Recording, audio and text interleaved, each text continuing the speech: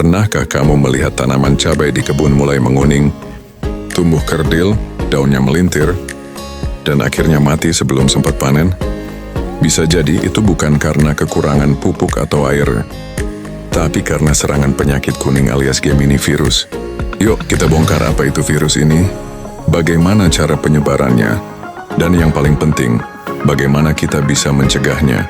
Yuk ikuti sampai tuntas bincang teknologi tani, biar bertani tidak ketinggalan teknologi.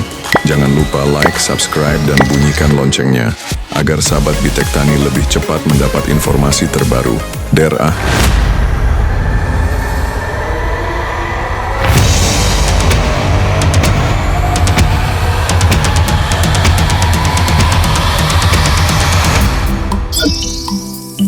Assalamualaikum warahmatullahi wabarakatuh. Salam Bitek Tani. Selamat datang di channel kami Bitek Tani, bincang teknologi tani, biar bertani tidak ketinggalan teknologi. Gimana kabarnya? Alhamdulillah baik-baik. Bagaimana Ceng? Alhamdulillah spesial baik. Apa sibuknya apa sekarang? Sibuknya ya sibuk-sibukan aja. Jadi Pak, kemarin kan saya belinya perawatan, ada sudang, ada batu juga, ada yang lain yang potensi hortikultura. Di tanaman cabai itu ada yang daunnya menguning, Pak. Itu. Oh Jadi pirang-pirang itu kalau kata kuning ya. Ya, itu terserang apa ya, Pak? Oh jadi memang betul sekarang itu tanaman cabai hampir di semua wilayah Jawa Barat ya. Ya, ya. Atau mungkin Indonesia sebetulnya. Ya. Sudah ditemukan yang sudah kuning-kuning ya. Dan petani juga udah kesulitan sebetulnya dengan serangan penyakit kuning disebutnya ya. Oh iya ya, penyakit kuning ya petani nyebutnya. Nah itu tuh sebetulnya disebabkan oleh virus Gemini virus ya. Gemini virus. Nah Gemini virus ini menyerang tanaman cabai karena virus itu kan cara kerjanya masuk kepada sistem dari pertumbuhan tanaman cabai itu sendiri. Sistem dari pertumbuhan ya. itu sendiri. Jadi dia itu mengganggu sel dari tanaman itu sendiri, mengcopy ya, yang hijau daunnya gitu kan, harusnya untuk pertumbuhan cabai dirubah oleh virus gitu kan, selnya itu. Untuk kehidupan si virus ya? Untuk kehidupan virus, akhirnya jadi kuning gitu kan, menguning. Nah, tentunya ini gejalanya seperti itu, jadi warna itunya, warna daun, bintik-bintik kuning melebar, meluas kepada yang lain ya udah kuning karena virus itu. Nular juga Pak? Nular. Jadi nanti si itunya tanamannya menguning, lalu mengerdil juga, biasanya daunnya tuh bergelombang ya. Kalau virus cirinya ya bergelombang, menguning gitu kan, mengecil, kerdil. Ya seperti itu, akhirnya ya produksinya tidak akan maksimal, walaupun produksinya ada, tapi nanti akan menurun dari standar produksi yang biasa, normal. Jadi petani masih bisa panen, tapi ya nanti produksinya sedikit, lalu buah cabenya atau cabai rawitnya menjadi mengkerut juga sama. Jadi bisa merusak buah juga ya Pak? Masih juga berpengaruh. Itu Pak, untuk penyebarannya bagaimana itu Pak? Nah sebetulnya untuk virus kuning ini penyebarannya tidak melalui daun ke daun ya.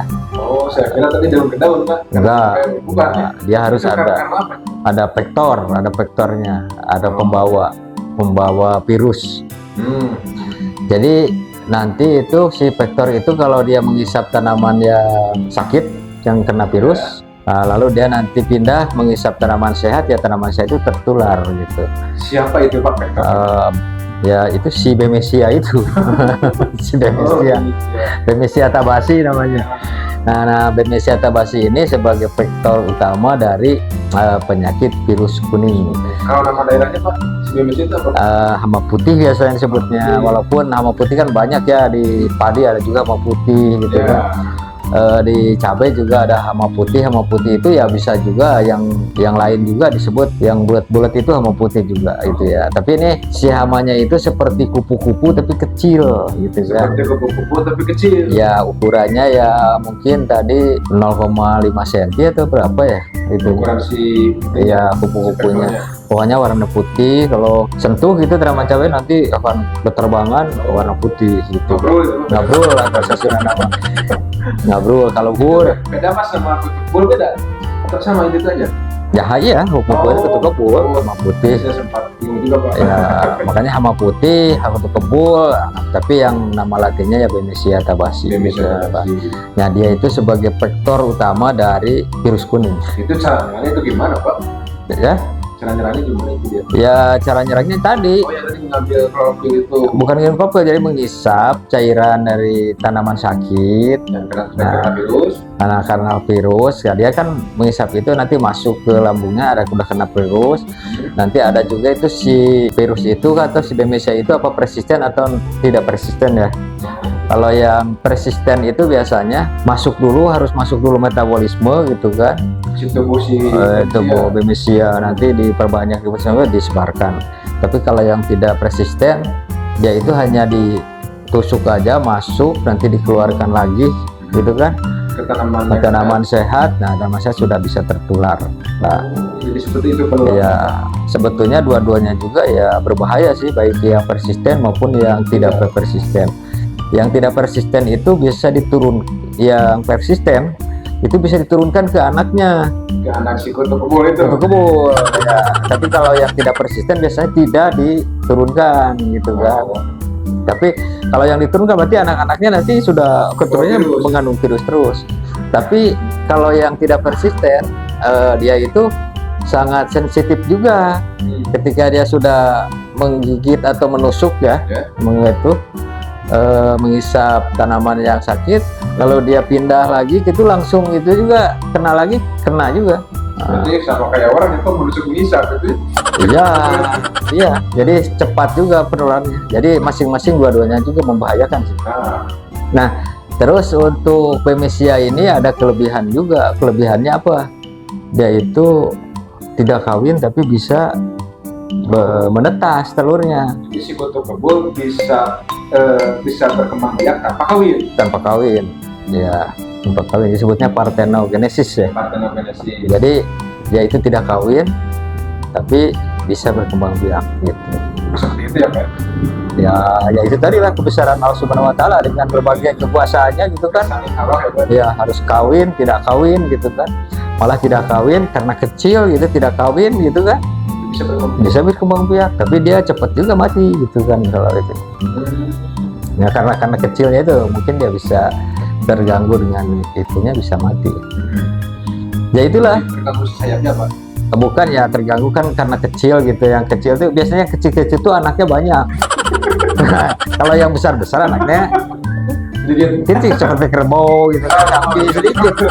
Tapi kalau udah serangga kecil tapi ratusan anaknya gitu kan. Seperti mau ya Pak, juga mau. Mau. jadi kebesaran Allah itu ya disitulah.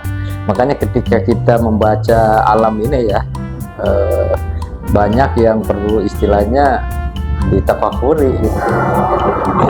Jadi menambah keimanan kita sebenarnya dengan istilahnya membaca secara kauniyah, membaca alam. Ya itulah ayat-ayat alam dibaca oleh kita ya. Memang kita disuruhnya dua-duanya dibaca kan, dibaca secara kauniyah gitu dari ayat-ayat Al-Quran, juga dibaca secara kauniyah dari ciptaannya, termasuk tubuh kita, termasuk serangga, termasuk tanaman dan semua fenomena alam ini perlu dibaca.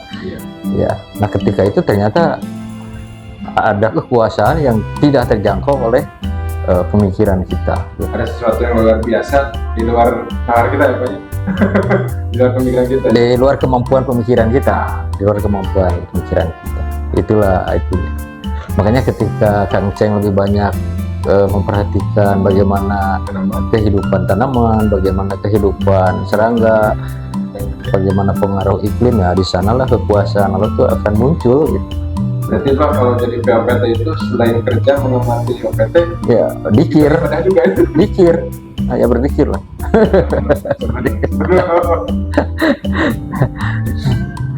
Ini Pak, untuk selanjutnya nih, pengendalian virus kuning itu bagaimana Pak? Langkah-langkahnya. Jadi pengendalian virus kuning yang utamanya itu gunakan varietas tahan. Oh, pertahanan. Varietas tahan. Ini banyak sih sebetulnya sekarang varietas tahan, dilihat aja bisa di googling ya varietas tahan untuk cabai. Keduanya adalah rotasi tanaman. Rotasi tanaman itu seperti apa Pak? Rotasi itu ya istilahnya penggantian tanaman yang asalnya tanam cabai gitu kan menjadi tanam jagung gitu kan. Jadi diputar, jadi jangan terus menerus menggunakan cabai gitu. Nah, keduanya adalah sanitasi lingkungan, Sanitasi itu pembersihan. bersih-bersih. Nah, jadi sebelum tanam lahan itu diolah, dibersihkan dari sumber infeksi ya. Sepertinya dari tanaman-tanaman gulma yang terserang virus kuning, juga sisa-sisa tanaman yang masih terserang itu bersihkan semua Oh, iya. sehingga tidak ada istilahnya sumber infeksi ya, sumber infeksi. Terus yang selanjutnya keempat ya, Iya, tempat ya Pak. keempat yaitu menggunakan pagar sebagai barier dari tanaman itu, biasanya menggunakan jagung. Oh, Jadi di pinggir tanaman, pinggir pertanaman itu biasanya ditanam jagung yang rapat gitu ya. itu jaraknya berapa meter Pak? Dari mana? Jarak jagung ke jagungnya itu untuk pagarnya. Oh, jagungnya ditanam rapat, yang biasanya kan tanamnya mungkin jarak antara 25 cm antara Jadi jagung. bikin pagar aja itu. Iya. Tanaman cabai. Terus ada dua lapis biasanya atau sampai 3 lapis itu ditanam jagung di pinggir semua pertanaman cabai, supaya nanti ketika bemesia itu mau masuk ke sana tertahan oleh jagung Jadi gitu. untuk menghalau ya Pak. Menghalau atau Oh. menahan, gitu, menahan. Bisa saja di jagung itu disemprot, nanti dikendalikan menggunakan pestisida. Jadi bukan cabainya yang disemprot tapi Oh, tapi tanaman si jagung. jagung. Jangan ada yang Berarti jagungnya bebas Pak. Mau yang hibrid atau jagung manis bebas. ya jagung yang murah aja sebetulnya, yang Oh. biasa gitu. Karena kita hanya sebagai Penghalang. penghalang gitu. Kan ada yang menggunakan jaring gitu kan. Ada, tapi menurut pengujian yang masih bagus menggunakan tanaman jagung atau bunga matahari. Jadi si tanaman jagung itu untuk menghalau atau benteng ya Pak ya, untuk di pertanaman cabai. Iya. Ya, selanjutnya menggunakan perangkap kuning ya. Perangkap kuning itu untuk mengendalikan kutu kebul atau Bemisia tabasi tersebut. Jadi perangkap kuning itu ditempatkan di antara bedengan gitu. Sekitar 3 meter pasang perangkap kuning, nanti si Bemisia itu bisa terperangkap ke sana. Yang selanjutnya ya memang kalau ada nanti sanitasi secara selektif, yaitu dengan eradikasi tanaman yang terserang. Maksudnya gimana Pak? Jadi kalau nanti sudah ada pertanaman Tanaman cabai. cabai yang terserang menunjukkan gejala kuning, yaitu harus dicabut, dibuang gitu atau dibakar. Secara selektif dipilihkan. Jadi jangan dibiarkan ada tanaman cabai satu kuning, biarkan gitu kan. Harusnya sudah ada, kan kita harus pengamatan. Ya. Pengamatan, ada yang cabai yang sudah terserang, buang atau dipendam atau dibakar. Jadi si yang tanaman yang sudah terserang itu bisa menjadi sumber serangan ke semua gitu. Oh iya, sebagai sumber infeksi. Jadi kan vektornya adalah Bemisia yang bisa menurunkan, sumber infeksinya adalah tanaman terserang dan gulma atau tanaman lain yang terserang gitu. Terserang virus. Jadi kuncinya hilangkan sumber infeksi, hilangkan vektornya gitu. Hilangkan sumber infeksi, hilangkan Ya, vektornya. itu saja. Berarti tadi yang sudah Bapak sebutkan suatu komponen yang harus dilakukan ya Pak? Harus dilakukan ya. Itu secara singkat dari pengendalian. Secara singkat untuk pengendalian virus kuning. Ya. Itulah beberapa pengendalian untuk virus kuning. Bila teman-teman mau berkomentar atau menyampaikan pengalamannya tentang permasalahan dari pengendalian virus kuning, silahkan berkomentar. Segitu yang bisa kami sampaikan. Salam Fintech.